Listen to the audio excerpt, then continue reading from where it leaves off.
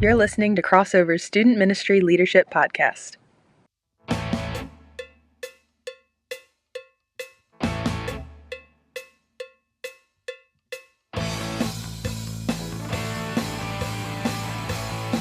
Hey guys, this is Caleb Roberts. I am the Director of Student Ministries at Lancaster Evangelical Free Church, and I'm joined by Nick Vargas, and I'm the pastor of students here at LAFC. Yeah, absolutely. We are excited to bring our first episode of the Crossover Student Ministry Leadership Podcast.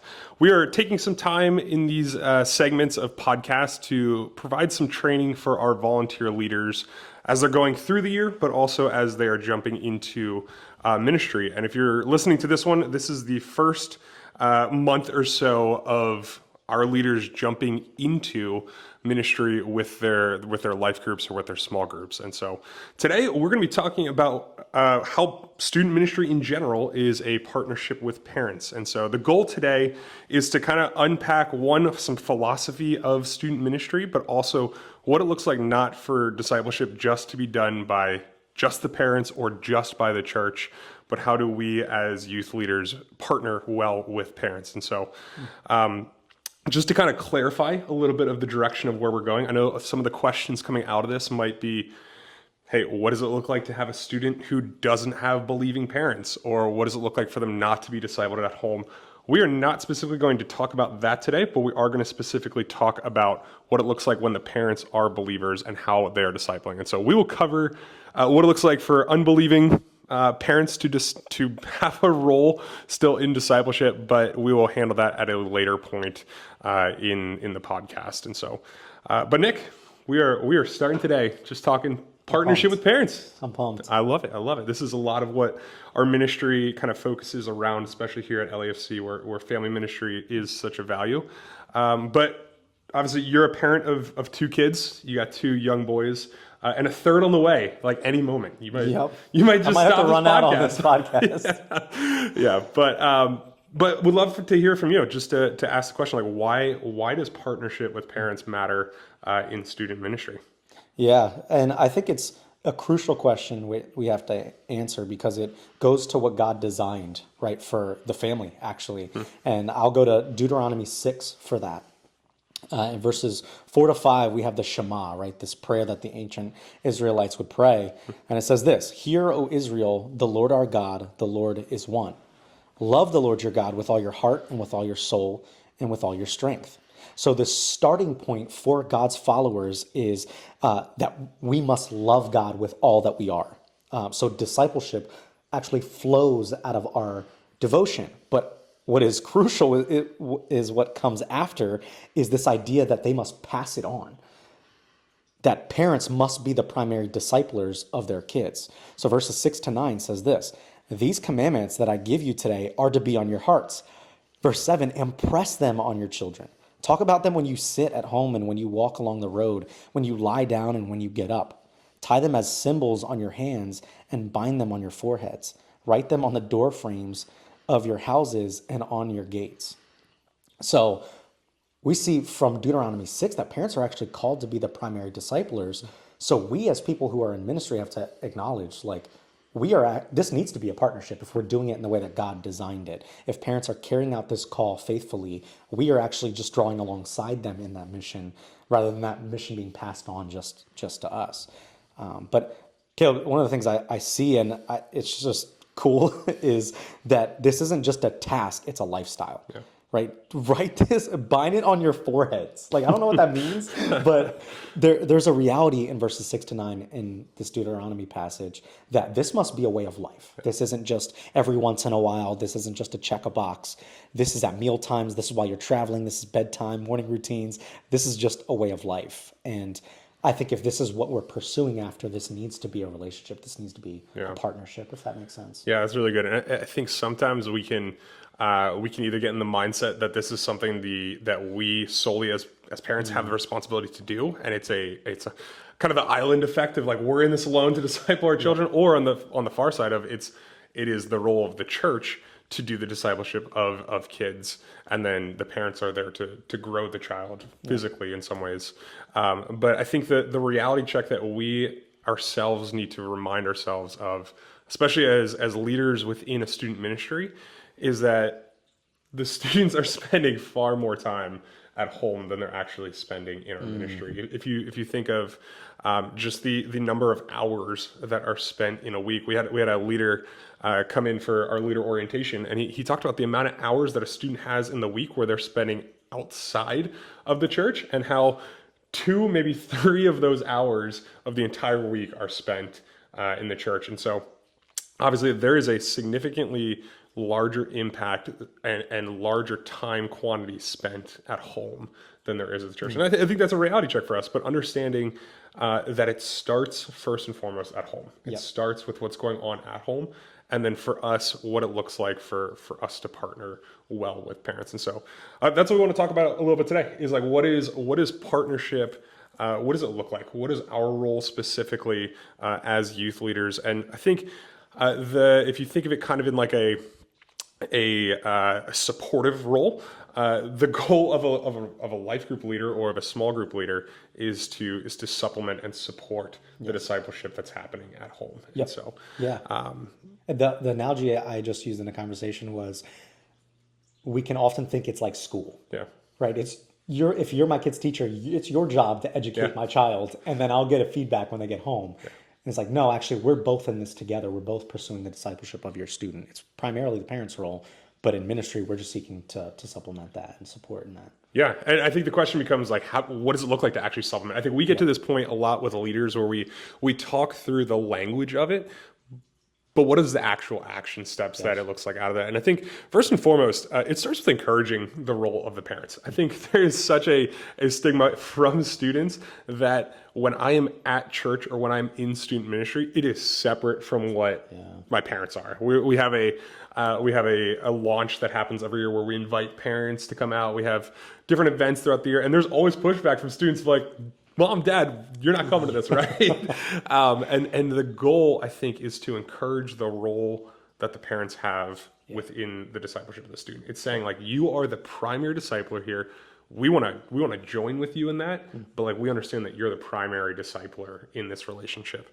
And so it's to encourage parents. I think there's also a role that we need to have of what it looks like to keep communication open with parents.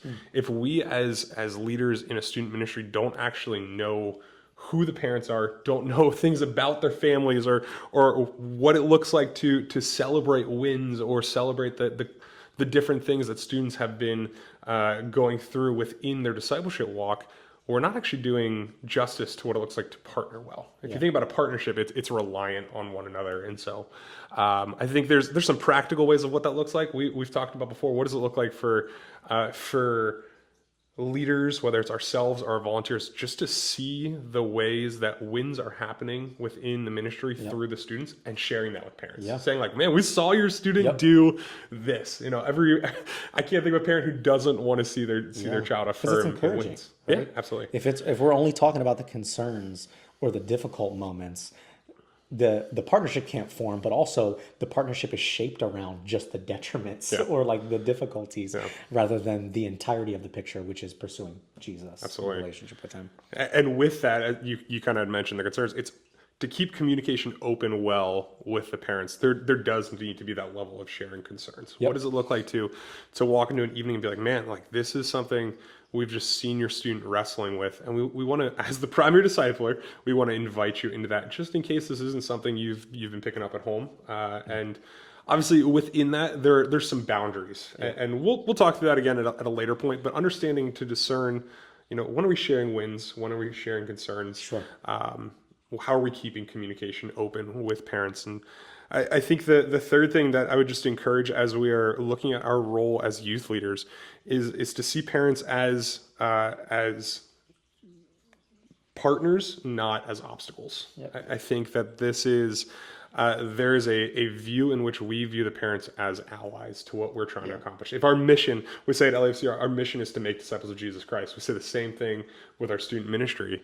If our goal is to make disciples of Jesus Christ as we partner with parents, we need to view them as allies in that. We need to say, like, you are our teammates in this. We are your teammates. Like, how do we do this together, and not view the parent as the obstacle to what it looks like to partner well. That's really good. That's really good. And that's a subtle one that I think we can often drift towards in ministry is, man, this is actually an obstacle rather than a partnership relationship or us being allies. And I think, it's just sad when that happens because as in any relationship, when you start seeing the other person or the other group as the obstacle, it actually hurts where you're actually headed as a group or as a team. Yeah, absolutely. So there's roles within not just the youth pastor's role, but also within the volunteer youth group leader's role. There's a role to partner with parents. And I think sometimes we view this in a light of maybe this is the youth pastor's job. This is what the youth pastor is supposed to do. They're supposed to be the ones partnering.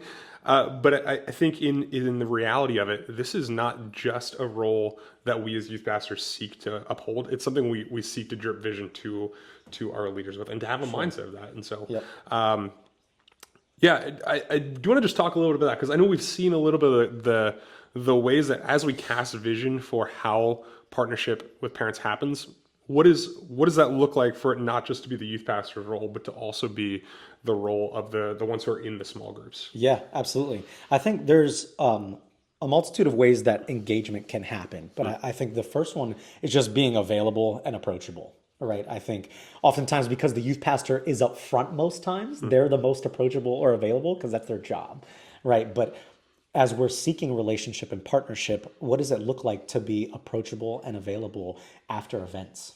As our students are leaving, is there intention of connecting or even just being in a space where someone can approach you, a parent can come and talk? I think of oikos events, right? Like sometimes those can be scary as parents are dropping off, or even like, hey, I'm here to hang with the students, not the parents. What does it look like to minister to the entire family and be available for the entire family? And so I think that's just one way. Another one is actually inviting into the discipleship journey. So Caleb, I feel like you talked about this a little bit, but this idea of sharing wins, sharing concerns, or even just sharing updates on discipleship journeys. Hey, I've been walking with so-and-so, and I've been seeing a lot of fruit in this area. Are you seeing that at home? Or I've seen him really struggle in this. Are you seeing that at home? Can we invite parents into that journey so that we're doing it together? I think that's a double-sided conversation as well, right? As we seek to invite parents into what we're seeing at youth group, if you're a parent listening to this podcast, it's super helpful to see the other side. Hey, like sharing with the life group leader of your student, saying, we've been noticing this at home. Is there a way that like we can together kind of hit the nail on the head in this one? And so I think it's a conversation. It's both sides seeking to partner well, seeking to share insights, and seeking not to view the student as a project, but to care well mutually for the student. Yeah, absolutely. And I think that's one thing too, as we engage with students, are we asking questions about family? I'll often ask like, hey, how are things at home? Like, how, I know you're getting into high school, how's the relationship with parents? Like, and there will be times where a student will share something that I'm like, oh, that'll actually be encouraging to share with the parent. So, hey, your students shared that you guys are doing a morning Bible study, and that's actually been really fruitful. So I just want to encourage you, like, this is really awesome. And I think those are the type of encouragements that we can not just voice, but seek and be an advocate for with parents. Yeah, absolutely. Yeah, it's celebrating some of those wins. We've seen it. We've been in a summer specifically where I think we've just seen some of those wins, and we've seen the ways that students are not just absorbing information, but they're starting to get some of that hard application. And so in what ways are we going, hey, mom, dad, we're seeing these awesome steps of celebration. And so, but as we kind of talk about, we've talked about a little of the why, we've talked about a little of the how. When it comes down to the on the ground, taking steps to partner with parents, what are some like just practical tips that you would say for whether it's a new youth leader going into youth ministry, whether it's one that's been here for 6 or 7 years, what does it look like? What are some practical tips that you would have for them stepping into partnership with parents? Sure. I think the first one that comes to mind is intentional communication.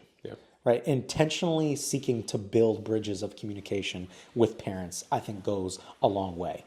If you don't know the parent, I think that starts with introducing yourself. Hey, what does it look like for us to get dinner? I'd love to get dinner with your entire family. I can bring my spouse or whatever. Updates after retreats and events, or even simple texts during milestones, right? If you're going to a game or you know one of your students has a big game or a performance, what does it look like to text the parents and be like, hey, I hope the performance goes well. I've been praying for the student. Hope I will either be there or I'm thinking about them. Or even a text of encouragement or check-in. I think these are small avenues of communication that I think start to build a deeper relationship and partnership as we seek to care for parents and care for students. And I think that does what I would say is another one is build trust. As we communicate well, I think trust is built, and it shows parents that we have a heart for their students and we have a heart to ally with them. And right, they're in the primary battleground of discipleship at home with how many hours they're spending.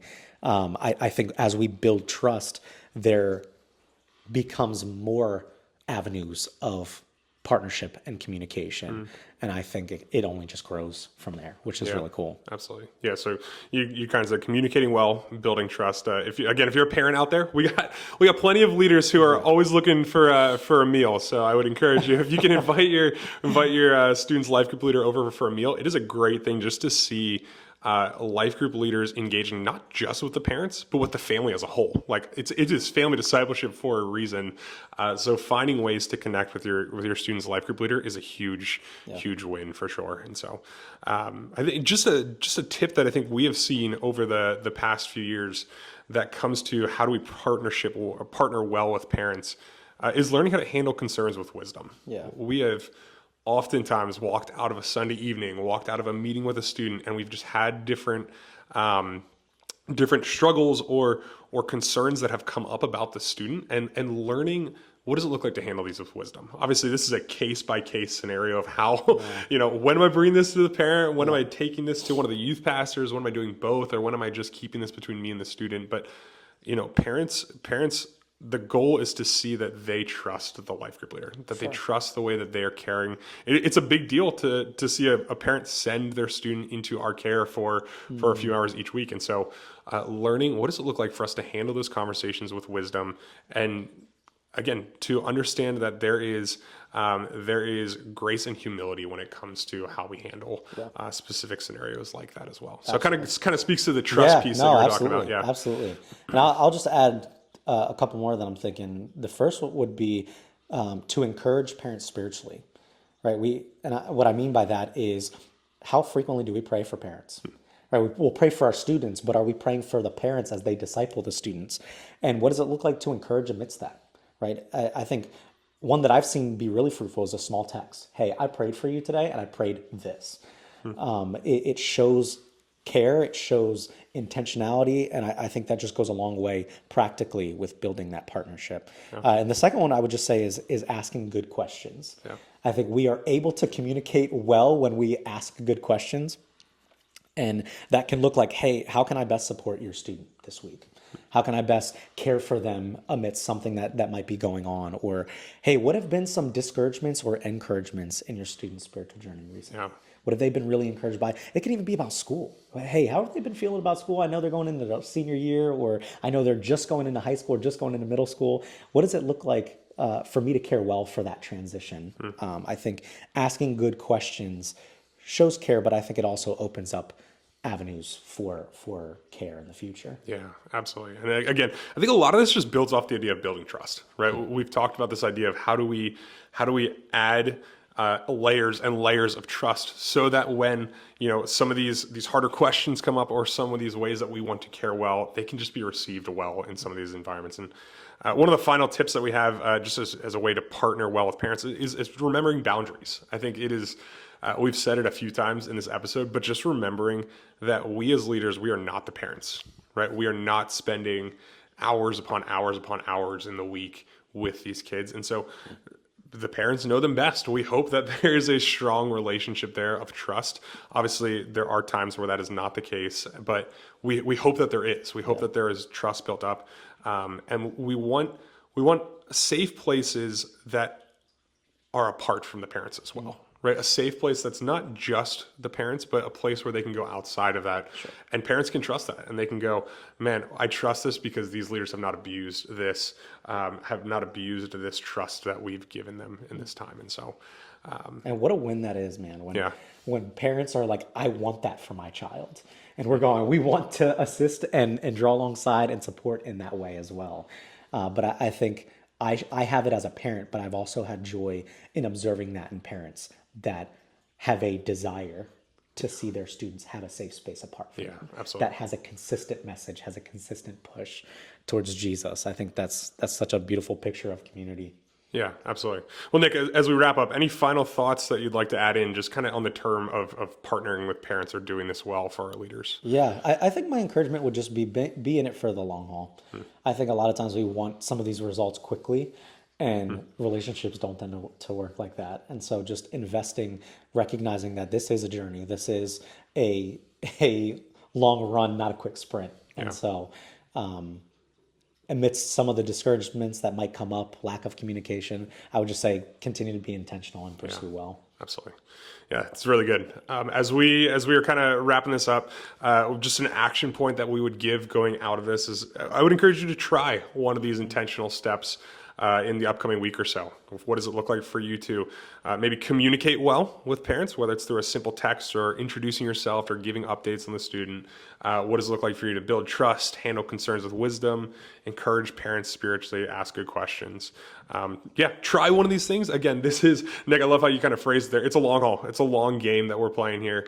And we want to remember that this is relationship based. This is not some formula that we're drawing up saying, this is exactly how you get to the heart of parents and this is how you build these relationships, but it's relationship. And so we want to make sure that we're doing that well. And we're doing this in a way that loves the family well. And so, that's what we got for you guys this month. Just as a reminder, we are here for you guys as you are leading in ministry, and so we hope this resource is just a ministry tool that you are able to take a hold of and refer back to when it comes to partnership with parents. So thank you guys for listening, and we will talk to you again next month. See you guys.